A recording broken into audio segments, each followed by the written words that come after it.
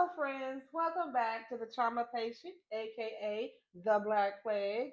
If you are a fan of the strange, the darkness, the mysterious, the painful, the forgotten, the unfortunate, the misfortunate, the unseen, and the unheard, well, then you are in the right place. Welcome back to my traumatic reality where I am batshit crazy, balls to the walls, absolutely wildin'. Welcome back to Trauma Patient, where I'm the patient and you're the therapist. I come from an incestuous background and it has absolutely destroyed my life. And yes, it has driven me balls to the walls, absolutely crazy. And this is where I talk and you listen. Why? Because you're a good person and you want to help, right? Of course, why wouldn't you want to help? You're a good person, that's what you do. I need someone to talk to, so why not talk to you? And yes, I have been to therapy. And you know what? I'm still on my way to going postal, but I'm trying real hard not to. So, this is my story time. This is my reality. This is where I talk, you listen, and then you let me know what you think. You got any advice for me? I would really love to hear it. This is just another episode in many. So I'm going to pick up where we left off. And if you're on this video and you haven't watched any others, you can stay here and hang out and listen to this story time right here. And then when you're done, of course, I want you to go back because you've got to get all caught up. I hope you like what you hear. Well, no, I think that came out wrong, but you know what I mean. You know what I mean. So, last episode, I woke up to discover my mother's boyfriend, Tyrone, having unconsensual relations with my sister. Okay, at this time, I am 7 years old, and my sister is just a little older than that. Am I seven? Yeah, I'm 6.5 or seven. I think I'm seven right now. And she's my loved one is older than me, about several years. So uh, now we are left sitting to deal with that because this is the same. Uh, the day that it happened, we didn't say anything. Okay, we didn't say anything to my mother. We didn't say anything at all because we were scared. We were scared. We had been threatened that if we said anything, that my mother would give us a whipping. And my mother's whippings were not whippings; they were just beatings outright. If she didn't have a belt, there was an extension cord always handy. So that is what would happen. So we were utterly terrified of my mother. And so, that being said, we didn't do anything. We said nothing. We did nothing. We were afraid. We believed him when he said, if you tell your mama, you're going to get a whooping. And that was all he said. But that was enough to strike absolute terror and fear into us, and therefore we said nothing. Sorry, that fan is a little high. So uh, things went on like that, for several weeks. And I remember this day where we had gone outside to play. And uh, my loved one being older than me obviously had older friends. And so I would play with my little friends, which I only had a couple that lived on that block, maybe two at the most that lived on that block. So for the most part, I would go outside and play by myself a lot, or it would be me and her playing together whenever her friends were not available. But on this day, I'm playing by myself, and she's down the street. with her friends, and sometimes I would go and play too, but they were older. And you know how older kids are with someone younger? They're always mean, snippy, and bullying. But at that time, we didn't really call it bullying. We just didn't like, to be around them because they were mean. So I didn't play down there very often. 'Cause the last time I had gone down there to play, they had locked me in a closet, and that's not real cute. When you're young like that and you're in somebody else's house and they lock you in a dark closet and you can't get out, that's really not funny. And so that's what they had done to me the last time I was there. They had locked me in a closet and I couldn't get out. And I was in there screaming and scared. I wasn't a crybaby of a kid, but I was upset. I wanted to get out, and everybody was laughing. They thought it was all funny, and I didn't like it. So I didn't like to go down there and play very often. So on this particular day, I didn't go, and so it was later in the evening, and uh, when my loved one had come uh, back up to the house, she was upset because apparently one of the boys that were down there was trying to take off her clothes, was yanking at her, tearing at her clothes, trying to take off her clothes. And obviously, what was to come of that? You know, obviously, you're taking off someone's clothes. So she was very upset by that, and it ended in a fight. That's how it ended. It ended in a fight because one thing about it, we could throw hands. Oh, we could throw hands. My mom and daddy, and at this time we're with my mother's boyfriend. My mom and dad are hot and cold. For those of you, this is the first video. If you've just come across me, my mom and dad were always hot and cold. So now they're cold, and she's with some other guy, Tyrone. Uh, no, the rule in the house: if you got a whooping outside of this house, you got a whooping when you got back. We didn't lose a fight. End of story. Done. Even from children to adulthood, that's right there. We don't lose a fight. That's not gonna happen because my mom was whipping. You were not coming home. We were not coming home to an extension cord. You can forget that. You can all the way forget that. That was not happening, not by any stretch of your very vivid imagination, where we lose in fights. Not gonna happen. And we'll talk about that later on in just a bit. But no, honey, we threw down. And it wasn't even such thing as we would come home and say, "Oh yes, mama, we won the fight." No, no, no, no, no. This was back in the day where the news traveled to your parents before you got home. So it would be everybody else telling my mom what happened during the fight, what, when, how, if, who threw what. It was everybody else telling her what happened. It wasn't us saying anything. We never came home and said, she would say what happened, and we would tell her, well, this is what happened. But it was never what happened, like, are you okay? It was, well, what made you whoop? Well, what made you put a whooping on? What happened? It was more like that. So we weren't losing fights.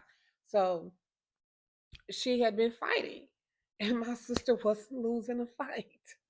You could forget that. Wasn't happening. She was not losing. She wasn't losing. That was a no. That was a hard no. And she's like that now. We ain't losing. No, no. So they got busted up and beat up. That's the thing. But you then my parents got angry and got mad because you got busted lips and black eyes, and that is what happened. Busted lips and black eyes happened, and then it's them calling and talk to my mom and what happened. So my mom was mad. She had to go down the street and talk to these parents about what happened. And of course, my sister had to go and explain, well, this is what happened. And it was about this boy that was trying to, get handsy, was tearing at her clothes and trying to get her to do things that she did not want to do. And everybody else was standing around like it was all fun and games when it wasn't fun and games. And she just got to throwing hands. And don't forget what had just recently happened to her. Another thing. See, that turns out people that are angry. See, now we're extra angry, combined with everything that we're combined with our just everyday life. Now we have something like that, some incestuous happen, which is basically, like I said, non-consensual relations between an adult and a child happening, and now that child is angry all the time. And keep that in the back of your mind for me later. So the adults say what they say. I didn't get to go. I was made to stay home, so I can't speak on what happened, what the conversation was. I don't know. No one came to tell me what happened. So, which is that's not even important. Anyway, so when they got back, I was sitting in the living room, anxious to hear the news. I just couldn't wait to hear, what happened because I didn't get to go. I was made to stay behind. And when my sister sat down on the couch next to me, and I'm trying to ask her what happened, but before she could answer, I see Tyrone walk from the kitchen to the the kitchen, the mini dining room, and he's on his way to their bedroom. But I see him look over at my sister, and he gave her a sneer. And it was a kind of sneer. And in that sneer said, "See, I knew. I knew you would like that. I knew you wanted it." That is what that sneer that he gave her, that sneer spoke volumes. Because, see, remember that little boy had attacked her and was trying to get her clothes. She said he was trying to tear her clothes off because she came back with a ripped shirt. And she said he was trying to take her clothes off. That's what she said. And so, whatever they said down there, okay, and came back, and from what I got, it was an argument. Basically, it was just an argument. So it wasn't any like, well, your child did, and it was my mom obviously defending my sister, but the whole thing culminated into one big argument between both families. Okay, they are angry because their child had got a beat down, and it was a vicious beat down. And my sister's point was, I was defending myself because this boy was trying to rip my clothes off and pull me into the bedroom, and everybody was standing around watching and laughing. So that was where she stood. And so my mom is defending that ground, which again, mom wasn't having it either. So wrong. I don't know what you thought you was gonna get when you called her to come down there, but she went and you didn't get what you thought you were going to get, but whatever. So, but Tyrone's sneer, that sneer said, "See, I knew you would like that," because it was a, and that sneery as he walked from the kitchen to his room. And that stopped me and her conversation short. So I never learned exactly what was said while they were down there, other than just that general uh, that. So I can't tell you what was said. So anyway, I ain't gonna start making nothing up. So whatever. I don't know. That's just the gist of what happened, because I knew that what happened before my mom had to go down there, because it was a whole big thing as to what happened and why she was having to go. But I don't know that family side and what they said. So anyway, life goes on like that. My sister and I, we went from happy,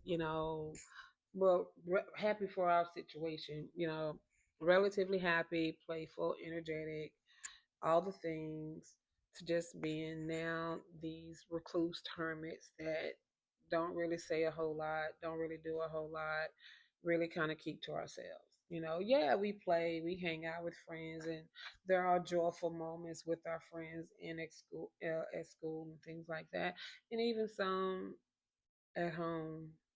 But for the most part, no, not a whole lot.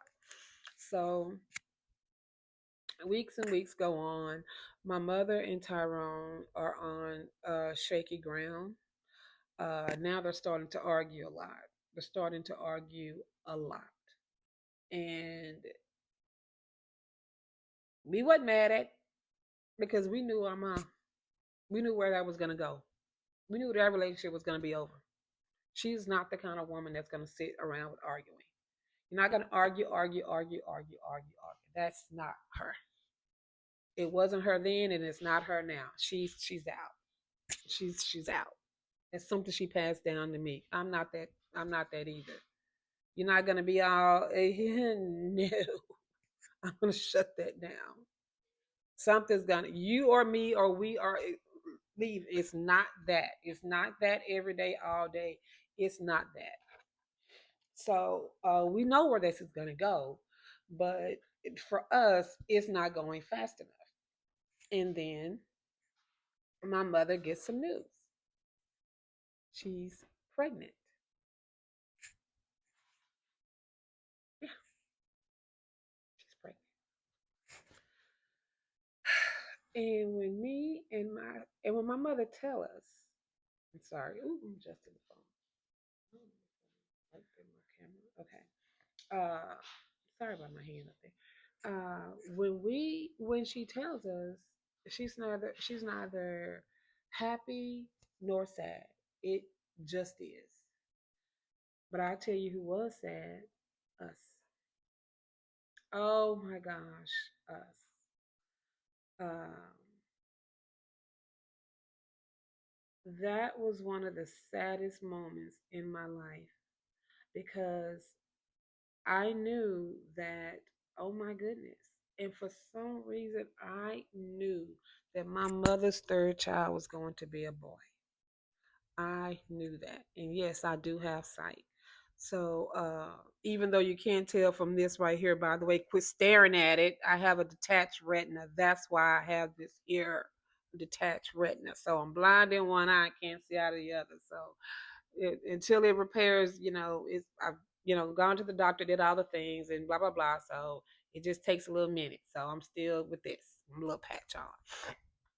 So I knew that her third child was going to be a boy. So in my little 7-year old mind, I knew that, oh my goodness, men get very attached to boys. And not to mention the child being a boy, a baby in general. A baby meant that he would be part of our lives forever. He would be part of our lives forever. And see, this man already wanted to try to control my mom. And that is where a lot of their arguments would come from. He was trying to control her. And so I felt if she had this baby, it would be absolutely over. I was just terrified when she said that she was pregnant. My whole little world just up and collapsed. It was just over. Pregnant. That means he is part of our, even if she does break up with him, he is still going to be part of our lives forever. That means that these things are going to keep happening forever and ever and ever. Me and my sister are going to go through this forever. The abuse is going to keep happening forever. And that feeling right there of no way out, of this never being an out,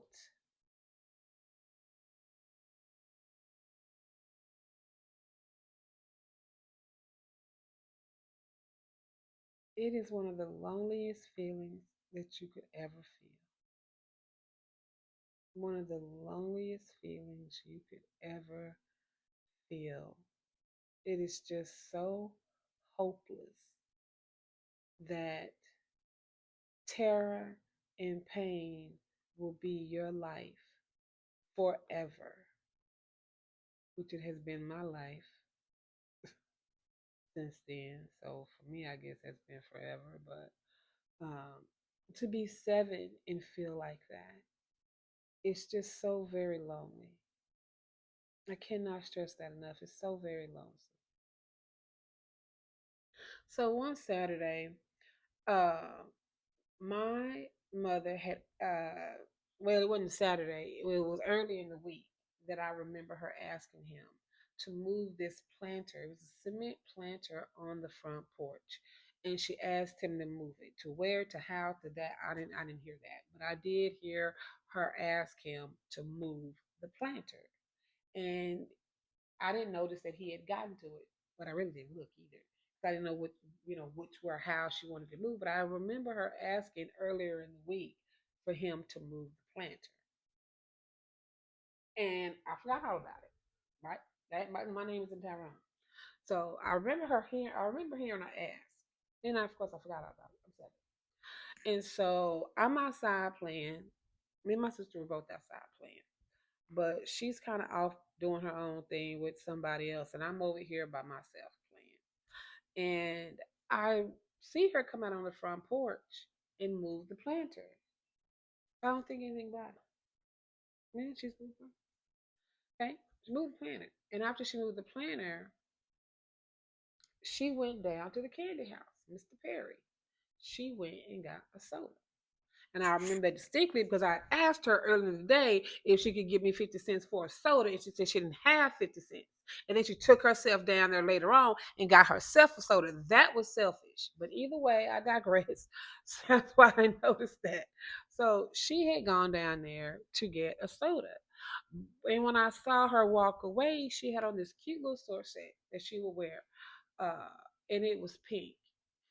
And it had like a crop top and it looked like one of the playmates from the Playboy Playmates. Was the Playboy? Yeah, the Playboy Playmates.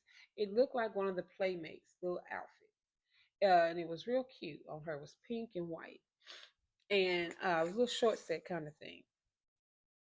And when she came back, it was just no big deal. She came back, and then about maybe 45 minutes to an hour later, she had been sitting on the couch, and then when she had gotten up, she was bleeding.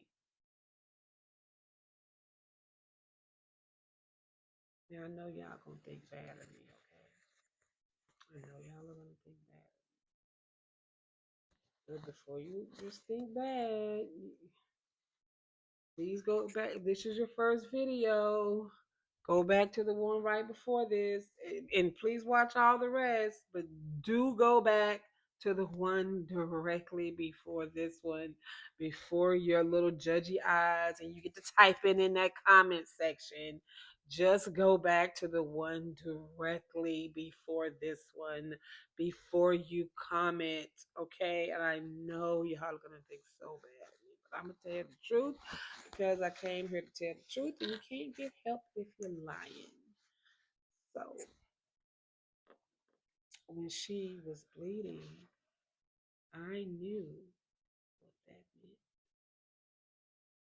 I knew that bleeding in early pregnancy meant a loss.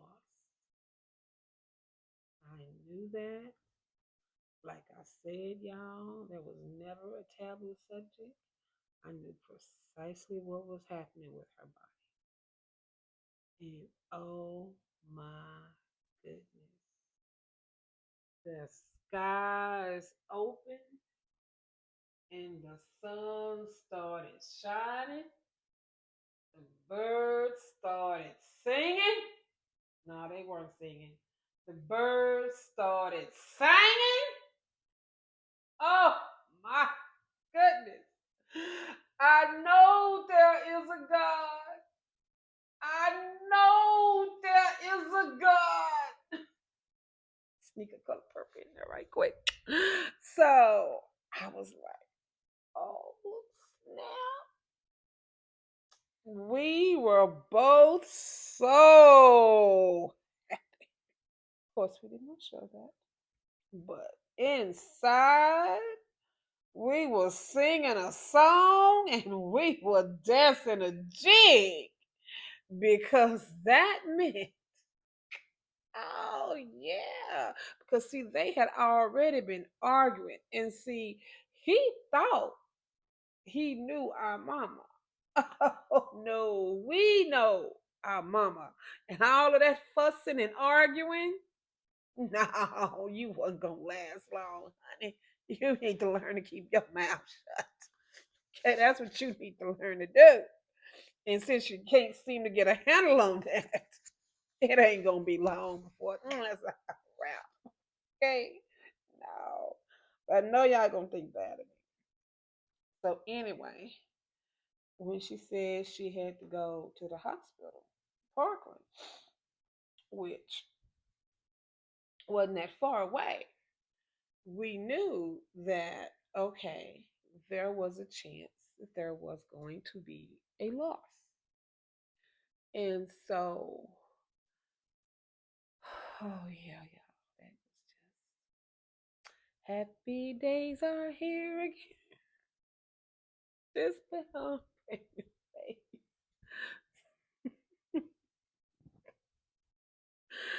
oh my goodness, I should not be laughing, y'all. But oh my goodness, you have just no idea of of all the things that we had been going through with this man, and then to learn that she was pregnant. That means that he is going to be around forever, abusing us and hurting us and doing these horrible, horrible things to us forever and ever. Because for a child, forever is forever, you know. Forever is not, oh, until I turn 18 is 7 years and then my life is going to be this. It just seems like forever. And so we wanted it to be over. We wanted it to be over. And a baby doesn't end anything. A baby is, in fact, what it is written to be, a beginning, okay? A blessing, okay? A new birth is a beginning, right? A birth of anything is a beginning. A birth of your, long anticipated business plan and having it come to fruition, that birth, that's a beginning. And so babies don't end things, babies begin things. So this is the beginning of forever until she came home.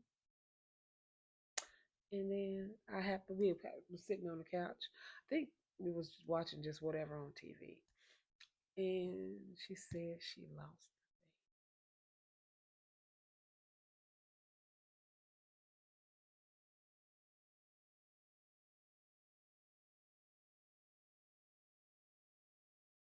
I was not sad at all.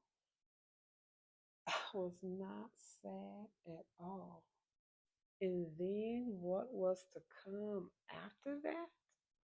Mm. All right, y'all. This is 28 minutes and 52 seconds, almost another half hour. I need to get these shorter. I need to get away. I'm going to make these shorter. I am going to make these shorter. I am so sorry they're so long. I'm such a jipper japper, yippity yapper. Mm. We're going to end it here.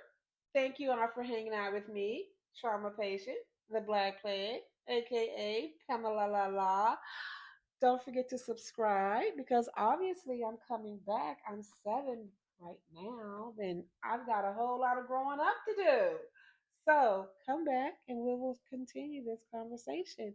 Leave your thoughts in the comment section down below. And don't forget to share this with someone you think that needs to listen. Until the next time, pretty people, I will see y'all in the next one.